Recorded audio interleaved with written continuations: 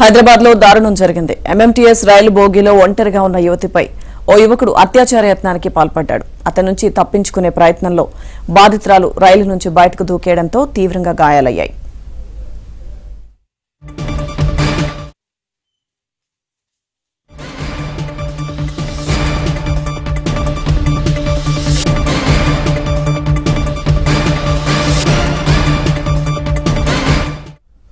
అనంతపురం జిల్లాకు చెందిన యువతి మేడ్చల్లో ఉద్యోగం చేస్తోంది. తన సెల్ ఫోన్ మరమ్మతు కోసం సికింద్రాబాద్ కు వెళ్లి పని ముగించుకుంది. అనంతరం ఎంఎంటీఎస్ లో మేడ్చల్ కు వెళ్లేందుకు మహిళల కోచ్లో ఆమె ఎక్కింది.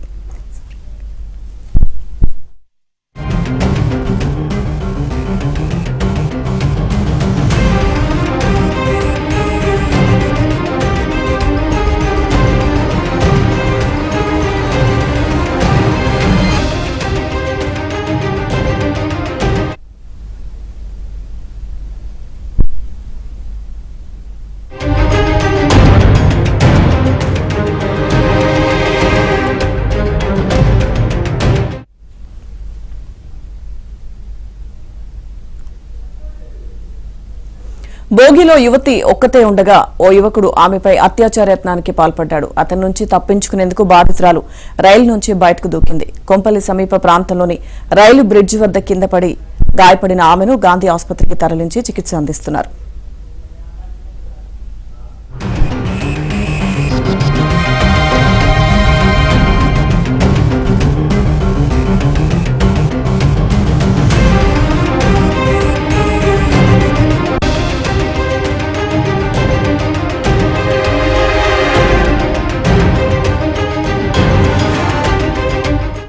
ఘటనకు సంబంధించిన పూర్తి సమాచారం మా ప్రతినిధి మణికంఠ అందిస్తారు.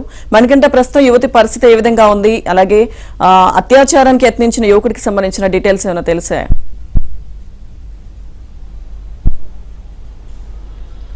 దేశంలో మహిళల కోసం అనేక చట్టాలు తీసుకువస్తున్న నిర్భయ వంటి కఠిన చట్టాలు పనిచేస్తున్నా సరే మహిళలపై ఎక్కడో చోట ఏదో ఒక చోట నిత్యం వారిపై దాడులు జరుగుతూనే ఉన్నాయి.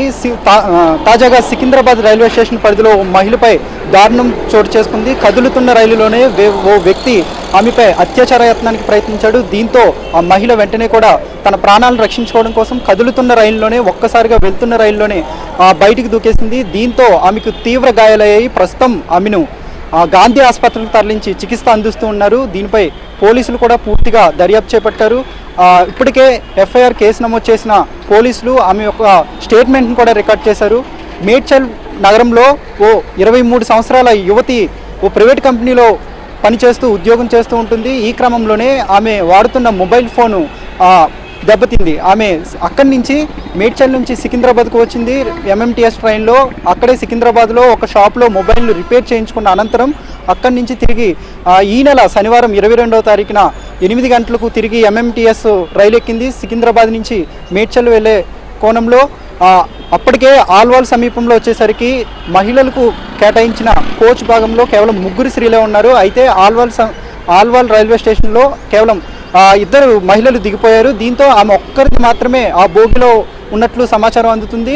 ఆ క్రమంలోనే ఎవరూ లేరు ఈ సమయంలో ఒక వ్యక్తి అగంతకుడు ఆమె దగ్గరికి వెళ్ళి అసభ్యంగా ప్రవర్తించాడు. మాటలతో ఆమెను తీవ్రంగా ఇబ్బందులకు గురి చేశాడు. అయితే ఎవరూ లేరు అని అతడు ఆమెపై ఒక్కసారిగా ఆమెపై రేప్ చేయబోయాడు. అయితే ఆమె వెంటనే కూడా ప్రతిస్పందించి అతని నుంచి తప్పించుకునే ప్రయత్నం చేసింది. వెంటనే కదులుతున్న రైల్లోంచి ఆమె దూకేసింది. దీంతో ఆమెకు తీవ్ర గాయాలయ్యని చెప్పవచ్చు. అలాగే తలకు దీంతో పాటుగా చెయ్యి కూడా ఆమెకు తీవ్రంగా దెబ్బలు తగిలాయి.